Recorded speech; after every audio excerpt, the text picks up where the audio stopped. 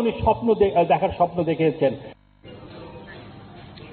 দেশের রাজনৈতিক ও সামাজিক প্রেক্ষাপটে শতভাগ সুষ্ঠু নির্বাচন সম্ভব নয় বলে মন্তব্য করেছেন বিএনপি চেয়ারপারসনের উপদেষ্টা আব্দুল আওয়াল মিন্টু।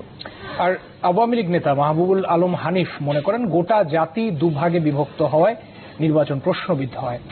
রাজধানীতে সেন্টার ফর গভর্নেন্স স্টাডিজের এক সেমিনারে তারা এসব কথা বলেন।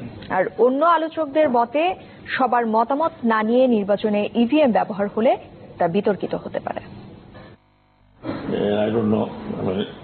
নির্বাচনী রাজনীতি ও জনগণের ভোটের অধিকার শীর্ষক এই সেমিনারে মূল প্রবন্ধ উপস্থাপন করেন সাবেক নির্বাচন কমিশনার এম সাখাওয়াত হোসেন। এতে সুষ্ঠু ও গ্রহণযোগ্য নির্বাচনের নানা শর্ত ও অন্তরায় তুলে ধরেন তিনি। আমাদের দেশে এগুলো নিয়ে খুব একটা গবেষণা হয়নি। সেমিনারে বক্তব্য দেন নাগরিক সমাজের প্রতিনিধি, ব্যবসায়ী, আইনজীবী, রাজনীতিবিদ সহ বিশিষ্টজনরা। নির্বাচনকে নিজের পক্ষে নেয়া কিংবা ফলাফল গ্রহণ না করার যে পুরনো সংস্কৃতি তা স্বীকার করেন প্রধান দুই রাজনৈতিক দলের নেতারা। যে দল সরকারে যায় সেই দল বলে সব ঠিকঠাক মতো হচ্ছে, যে দল বিরোধী দলে যায় বলে আমরা অ্যাকসেপ্টেবল ইলেকশন চাই। কেউই কিন্তু সে ভিজন নিয়ে একটা ইনিশিয়েটিভ নেয় নাই এখন পর্যন্ত যে ইলেকশন গুলা যেন ফ্রি, ফেয়ার এবং ক্রেডিবল হয়। বাংলাদেশে এখন রাজনৈতিক এবং সামাজিক প্রেক্ষিতে ফেয়ার ইলেকশন আশা করা যায় না, এটা অসম্ভব ব্যাপার। নির্বাচন হওয়ার পরে অভিযোগ করাটা আমাদের দেশের একটা কালচারে দাঁড়িয়ে গেছে। এর মূল কারণ হচ্ছে যে আমাদের জাতির যে বিভক্তি, এই বিভক্তির কারণে কিন্তু আমাদের পরস্পরকে শ্রদ্ধা, আস্থা কোনোটাই নেই। এবং এই বিভক্তিটা চলে এসেছে 1975 সালে জাতির পিতাকে হত্যা করতে।